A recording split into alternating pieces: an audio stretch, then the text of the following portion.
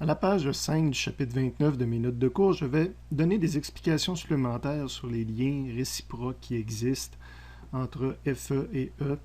C'est pas toujours évident de comprendre quelle charge Q qu'il faut prendre pour calculer le E versus le FE, etc. On va essayer d'éclaircir un peu tout ça.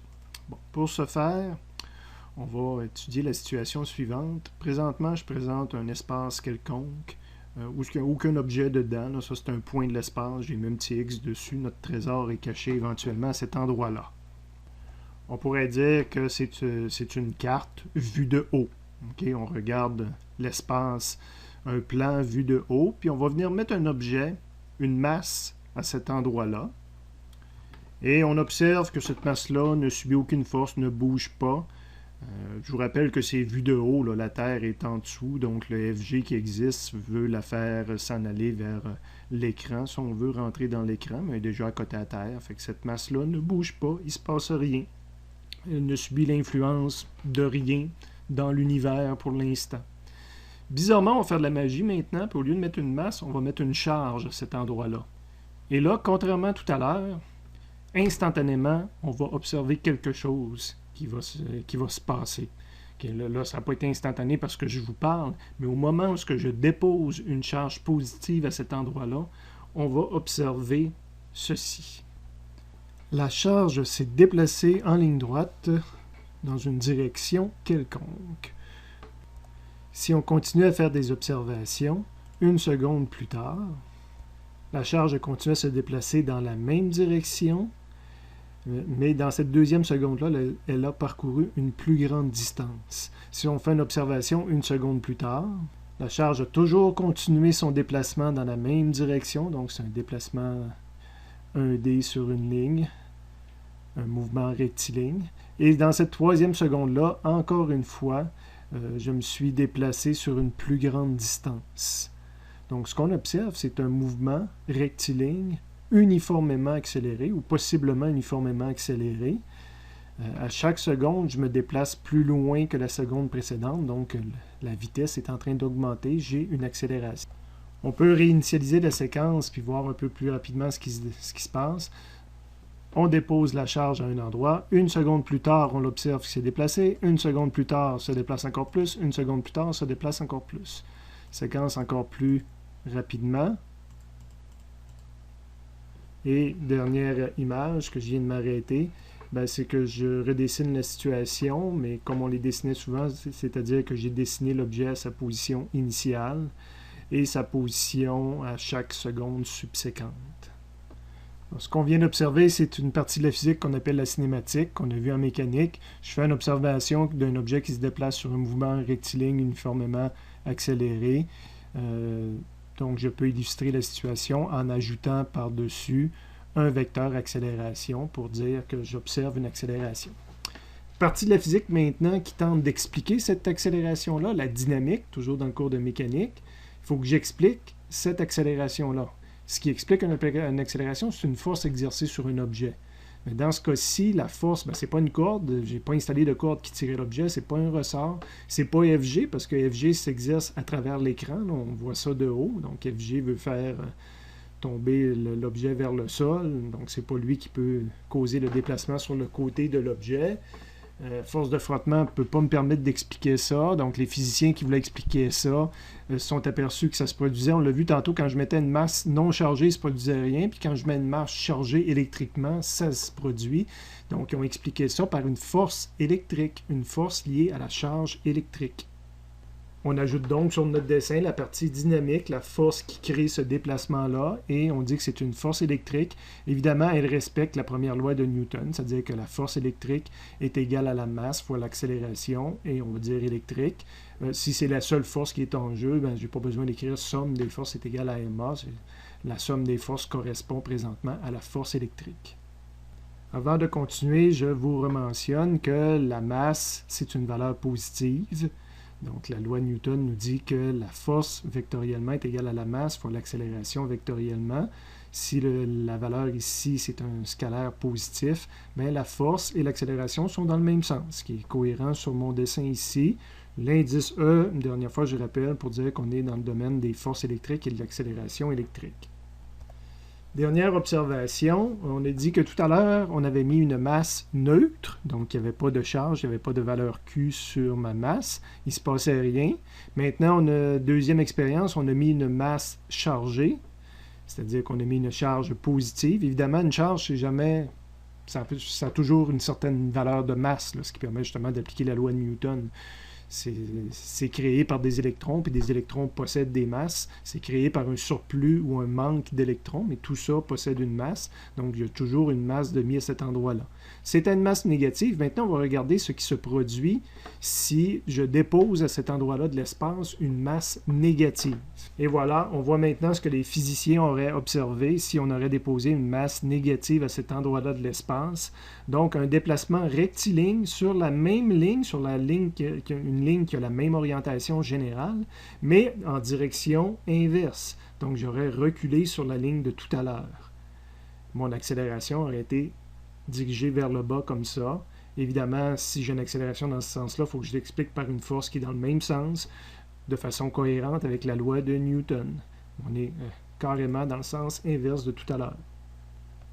Résumons maintenant les trois situations qu'on a observées. Je déposais une masse neutre, aucun déplacement. Je déposais une masse positive, déplacement dans un sens. Et si je déposais une masse négative, déplacement dans l'autre sens. Bon, faut faire une étape de plus dans les explications. Il va falloir expliquer les trois observations qu'on vient de faire à partir de phénomènes électriques, s'assurant qu'on est toujours cohérent avec la loi de Newton. Ici, on était cohérent. Hein? Quand le A s'est inversé, le F s'est inversé, sont tous les deux dans le même sens parce qu'on a une masse positive. Une masse, sa valeur de masse est toujours positive. Donc, les deux vecteurs sont dans le même sens. Les deux se sont inversés en même temps. Donc, il n'y a aucun lien présentement pour cette équation-là de la physique. Il n'y a aucun lien avec la valeur positive ou négative de la charge. C'est avec la valeur toujours positive de la masse. Avant de l'expliquer, je reviens sur... Maintenant, c'est plus une masse vue de haut, c'est une masse vue de côté. La Terre est en bas ici. Mais on se rappelle que les physiciens avaient expliqué depuis longtemps là, que la force gravitationnelle qui entraîne un objet en chute libre, donc là, c'est un objet qui tombe, on le voit qui est rendu ici après un certain delta T, mais les physiciens avaient expliqué depuis longtemps que la force gravitationnelle était égale à la masse fois G, puis Fg était toujours dans le même sens que le G qui est ici, parce que la masse était toujours positive, donc ces deux vecteurs-là, c'est tout simplement, ils ont des longueurs différentes, il y a un rapport de proportionnalité entre les deux, mais on avait toujours les mêmes vecteurs. Les physiciens cherchaient à expliquer la même chose pour le comportement qu'on vient de voir. Les physiciens l'ont expliqué à partir de la charge, en faisant des démonstrations. Ils ont réussi à démontrer à un moment donné que la force électrique qu'on avait tout à l'heure, qui était égale à m fois l'accélération électrique, mais était aussi égale à la charge fois un nouveau concept qui correspondait au G de tout à l'heure. Hein? Tout à l'heure, on avait Fg est égal à Mg. Bien là, Fe est égal à Q fois E. Bien, le Q correspond au M, puis le E correspond au G de tout à l'heure. Donc, à cet endroit-là de l'espace, il existait quelque chose que je ne savais pas qu'il existait. Puis quand je dépose une charge à cet endroit-là, un peu comme le G, on ne le voit pas, mais on croit qu'il existe, puis on assume qu'il existe. Mais à cet endroit-là, il existait quelque chose, le E qui est ici, qui, lorsque je dépose une charge, vient interagir avec la charge, puis créer la force électrique qui va déplacer l'objet comme on le voyait tout à l'heure. Et même lorsque j'enlève la charge électrique, ce E-là existe. On ne le voit pas, on ne le réalise pas, mais il y a un champ électrique à cet endroit-là, au même titre que G existe puis qu'on ne le voit pas, puis quand on met une masse, ben, la masse subit l'effet de G. Mais ici, quand je mets une charge, elle subit l'effet du E qui existe. Qui a créé ce E-là? Le G, on le sait bien qui a créé le G, c'est les planètes, c'est la Terre, 99% du temps pour les cas qu'on étudie. Mais qui a créé ce E-là qui existe à cet endroit-là puis qui interagit avec les charges? On ne le sait pas, nécessairement, mais on sait qu'il existe puisqu'on voit l'effet qu'il a sur une charge. Et là, en même temps, il fallait expliquer l'effet aussi qu'il avait sur une charge négative, parce qu'on a vu, le E, je ne peux pas le changer, il existe à cet endroit-là. Mais on a vu que quand je mettais une charge négative, c'était un FE vers l'arrière, la charge se déplaçait vers l'arrière. Bien, étant donné que le Q peut être positif ou négatif, j'ai gardé la même équation que tout à l'heure. Mais là, je vois que si je mets un Q négatif ici, il y a une inversion de ces deux vecteurs-là. Donc, l'équation que j'ai élaborée tout à l'heure permet d'expliquer les deux situations. Bon, je me suis posé la question tout à l'heure, qu'est-ce qui créait le E ici à cet endroit-là de l'espace? Bien, il y a plusieurs choses qui peuvent créer ce E-là. Entre autres, qu'il y ait une charge positive ici, une distribution sphérique de charge à cet endroit-là. On a observé que ça créait un E de ce type-là à cet endroit-là, puis on peut le calculer si on connaît la distance qu'on est avec la charge. Mais ce même type de champ-là aurait pu être créé par une charge négative positionnée à cet endroit-là. Ça créerait aussi un E qui serait calculé avec une formule. Sauf que ça peut être toutes sortes d'objets. Une plaque plane infinie uniformément chargée, dans ce cas-ci une plaque chargée de plus, installée à cet endroit-là, va créer un E de ce type-là qui va se calculer avec la formule ici liée à la densité surfacique des charges sur la plaque. Un triuc négatif, c'est-à-dire une symétrie cylindrique de charge, créerait également un E de ce type-là à cet endroit-là, avec une formule appropriée. Puis, des combinaisons comme ça, il y en a une quantité non négligeable, beaucoup plus que les 4 que je viens de voir. Puis en plus, on peut les combiner. Donc, ça prend des formules de E. Bien, ça, c'est le chapitre, justement, qui fournit la deuxième page du résumé du chapitre 29, fournit justement une quantité de E calculée pour différentes configurations possibles. Et un coup que ce E-là est créé, bien, il peut interagir si je dépose une charge à cet endroit-là.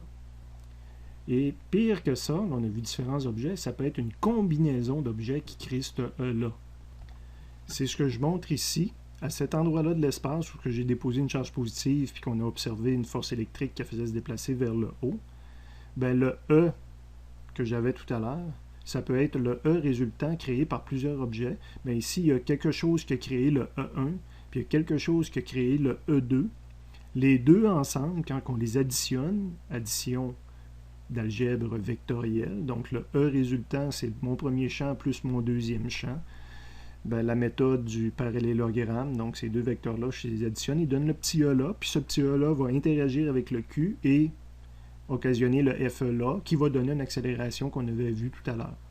Okay, donc j'ai mon addition de champs vectoriels ici, l'addition de la forme E. On va voir qu'on peut superposer les E, puis après ça, appliquer que FE est égal à Q fois le E résultant. À l'écran précédent, j'avais additionné les E, mais ça aurait été possible aussi de faire la superposition des forces électriques à la place. D'avoir le E1 que j'avais tout à l'heure, puis de dire, ben, je pourrais calculer une force électrique FE1 qui est liée à ce E1-là. Ce serait la force électrique qui est ici. Et j'aurais pu, avant de faire l'addition des E, de dire, ben, je vais prendre le E2 tout seul, puis il va y avoir une force électrique correspondant à ce E2-là.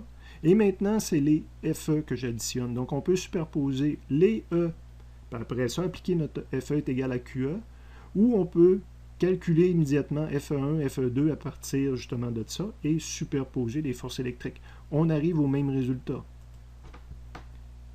Et je reviens en arrière momentanément. On voit le FE ne change pas. Là.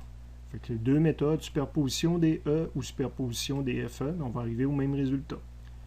Et maintenant, un écran très surprenant. J'ai les mêmes E1 puis E2 de tout à l'heure. Puis on va faire la superposition des FE. Le E1 ici, mais là, j'ai mis une charge négative. Hein. Tout à l'heure, on avait des charges positives. Hein. Mais là, vous voyez, dans l'espace, à cet endroit-là, je suis venu mettre une charge négative. Cela ne change pas les E1 et E2. Okay? Ce que ça change, c'est les forces électriques. Excusez, dans l'autre sens. Donc, ce que ça change, les E1, E2, je reviens en arrière, les E1, E2 ne changent pas entre ces deux écrans-là. Mais les forces électriques se trouvent être inversées, l'inversion liée au signe qu'on mentionnait tout à l'heure. Donc, E1 crée une force électrique de l'autre côté. E2 crée une force électrique de l'autre côté. Et je superpose les deux. Ça me donne un FE qui est de l'autre côté, qui est cohérent avec le fait que quand on avait inversé la charge, j'avais un FE qui était de l'autre côté. Quand j'additionne ces deux vecteurs-là, méthode du parallélogramme, le FE est rendu ici. Et dernière observation, on voit que dans ce cas-ci, j'avais appliqué FE est égal à QE avant pour chacun des E, puis je les ai additionnés, mais évidemment, j'aurais pu superposer les E, puis appliquer le FE est égal à QE après. Ce que je montre ici, là, donc je fais l'addition des E en premier, donc mon E résultant est ici, puis là après ça, j'applique FE est égal à QE, bien évidemment, étant donné que j'ai une négative, le FE est dans le sens opposé du E. Bon, je reviens en arrière pour enlever toutes les charges à cet endroit-là de l'espace, puis on a toujours notre E qui est existant à cet endroit-là. Hein? On ne sait pas qu'est-ce qu'il crée, mais il y a un E qui influence les objets chargés que je dépose à cet endroit-là. Donc ça, c'est le E créé par quelque chose d'autre que la charge que je dépose à cet endroit-là.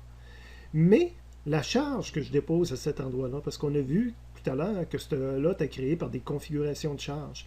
Mais quand je dépose une charge à cet endroit-là, cette charge-là elle-même crée un E alentour d'elle. Je viens de déposer une charge négative et on a vu qu'une charge négative créait un E qui concentrique vers la charge négative. Je l'ai mis d'une couleur différente. Ce E-là est créé par la charge que je viens de déposer. Et cette charge-là que je viens de déposer interagit avec le champ E qui existait préalablement, puis elle va subir une force électrique pour se déplacer. Évidemment, le champ E que la charge crée n'interagit pas avec elle-même. Sinon, là, on vient de révolutionner la physique, de réussir à auto-influencer une particule par elle-même, puis à la mettre en déplacement par elle-même. Donc, quand on voit une force électrique puis qu'elle se déplace, bien, elle subit le E créé par quelque chose d'autre. Elle n'est pas auto-influencée par son propre E. Fait que ça, c'est là qu'on a souvent de la difficulté là, à comprendre qu'il existe un E créé par la charge en même temps qu'elle subit le E créé par une autre charge. Donc, ce que je montre ici, encore une fois, j'ai ajouté en couleurs différentes, le calcul du E créé par la charge que je viens de déposer, puis qui viendrait influencer d'autres choses qui ne sont pas sur le dessin. Mais si je m'intéresse au FE que subit la charge, bien ce FE-là est lié à un E que subit la charge, puis c'est là-dessus que j'applique la physique. Okay? Fait que quand j'écris force électrique est égale à Q fois E, bien c'est le Q qui est ici, puis c'est le E qui est en noir. Mais ce E-là est créé par une autre charge qui n'est pas sur le dessin puis qui est autre chose que le E créé. Hein? C'est pas évident à bien saisir ces concepts-là. En passant, cherchez l'erreur sur cette diapo, sur cette image. La voyez-vous? Le E ici n'est pas bon. Il devrait être dans l'autre sens parce qu'on a une charge négative. Donc E et FE ne peuvent pas être dans le même sens. Donc il va falloir que je reprenne mon vidéo l'année prochaine, que je reprenne mon dessin pour cette diapo-là, envoyer le FE vers l'arrière. Le E ne change pas parce qu'il est créé par autre chose qui n'est même pas illustré, mais le FE subi par une négative et l'inverse du E tel que expliqué par la formule ici. C'est pour ça qu'ici, je le remplace par une charge positive et maintenant, mon FE est cohérent avec la physique. Ça a inversé le champ électrique E, parce que maintenant, c'est le champ électrique créé par une positive, mais ça n'a pas d'influence sur le FE qui provient d'autre chose. Et maintenant, le cas particulier, c'est encore ma charge Q1 qui est en plein centre de l'écran. Qu'est-ce qui arrive quand on étudie le cas particulier de deux particules qu'on voit qui s'attirent, parce que là, il y a une positive et une négative. Évidemment, les deux FE que j'ai illustrés ont la même longueur. C'est lié à la loi de Newton, parce que je rajoute les indices, ça c'est FE 2 sur 1, puis ça c'est FE 1 sur 2. Troisième loi de Newton avec les mêmes indices nous dit qu'il devrait avoir la même longueur. Et on a l'application ici de la loi de Coulomb, qui est un cas particulier des lois qu'on vient de voir. Okay? Puis à ces deux particules-là, je devrais rajouter les champs E que cette particule-là crée, puis qui vont interagir avec la charge de l'autre côté, puis le champ E que cette particule-là crée, et qui va interagir avec l'autre charge. Mais par le champ de ces interactions-là, on retombe sur la loi de Coulomb. Et là, on va essayer de tout mêler ou de tout démêler ça. J'ai mis un code de couleur pour essayer de le démêler. C'est rajouter tout simplement de la couleur. J'ai mis une en rose puis une en rouge. Donc, j'ai la Q1 qui est en rose. Bien, la Q1 crée le champ électrique 1 qui agit sur 2, le champ électrique en arrière ici. Donc, qui est cohérent avec le fait qu'un champ électrique s'éloigne de la plus. Puis la charge 2 qui est ici crée un champ électrique que j'ai appelé E2 sur 1 qui se dirige vers la moins. Et ils n'ont pas la même longueur. Okay? Ce n'est pas une troisième loi de Newton. Je ne peux pas dire que E2 sur 1 est égal à E1 sur 2 en termes de modules. Si la troisième loi de Newton s'applique à des forces, puis ici, c'est des vecteurs E. Ils n'ont pas la même longueur. Les deux FE ont la même longueur à cause de la troisième loi de Newton que j'ai illustrée en dessous. Évidemment, si on les calcule, qu'on prenne n'importe quel ordre, on va arriver à la même valeur. Mais les champs E, eux, n'ont pas la même valeur. Qu'est-ce qui fait qu'on tombe sur une même force électrique? C'est quand on étudie tout ce qui s'est passé. Je pars de la même équation en haut dans les deux cas. Pour en haut, je fais la F2 sur 1. Donc, je vais faire le calcul pour le petit, pas le petit, mais le vecteur noir qui est ici. Donc, FE2 sur 1, c'est un vecteur qui s'exerce sur la charge Q1 sous l'influence d'un champ électrique créé par la 2. Okay. Donc, je mets le code de couleur pour montrer que j'étudie présentement la force électrique sur cette charge-là, mais que le champ électrique est créé par l'autre. Le champ électrique, il y a une formule, c'est K. Il est créé par le 2, donc je mets le Q2 puis je mets R carré, mais j'ai K, Q1, Q2, R carré, je retombe sur la loi de Coulomb. Puis si je l'étudierais dans l'autre sens, en étudiant la force électrique qui est sur la charge Q2 à la place, donc c'est pour ça que je dis que j'étudie 1 sur 2, ben, la force électrique 1 sur 2, donc j'étudie sur la charge Q2, j'écris Q2, qui subit l'influence du champ électrique créé par l'autre, donc le champ électrique 1 sur 2. Ça, je peux prendre sa valeur absolue, je peux prendre le module de E, mais là, on a une formule qui dit que c'est K, c'est le champ créé par 1, donc c'est K, Q1 sur R carré. J'ai les mêmes termes que tout à l'heure, K, Q1, Q2, donc le calculer d'une façon ou d'une autre, on arrive aux mêmes valeurs par rapport à la loi de Coulomb. Mais c'est sûr que la partie en mauve ici, puis la partie en rouge ici, n'ont pas la même valeur. C'est Q1 et Q2 ne sont pas égales. Là. Je les ai mis de grosseurs différentes pour montrer qu'ils ont des charges différentes. Donc, ce terme-là, KQ2 sur R, puis ce terme-là, KQ1 sur R, n'ont pas la même valeur. Donc, les vecteurs n'ont pas la même grandeur. Mais c'est des vecteurs de pas de même grandeur que je multiplie par des charges qui n'ont pas la même valeur. Il y en a en haut, je multiplie par Q1, puis en bas, je multiplie par Q2. Donc, c'est la combinaison d'une petite charge avec un grand champ, puis l'autre bord, c'est la combinaison d'une grande charge avec un petit champ. Ben, les deux donnent le même vecteur force. Donc, c'est intéressant là, de bien comprendre tout ça, puis encore une fois, de mettre l'emphase sur qui crée le champ E, puis etc., etc. C'est des notions pas évidentes. Et voilà, j'ai fait le tour, malheureusement un peu tard pour le premier examen, mais c'était des notions quand même le champ E, on va le revoir encore dans le chapitre 2, là, donc c'était important à un moment donné qu'on s'assure de bien saisir ça. Si vous avez des questions, n'hésitez pas à venir me voir.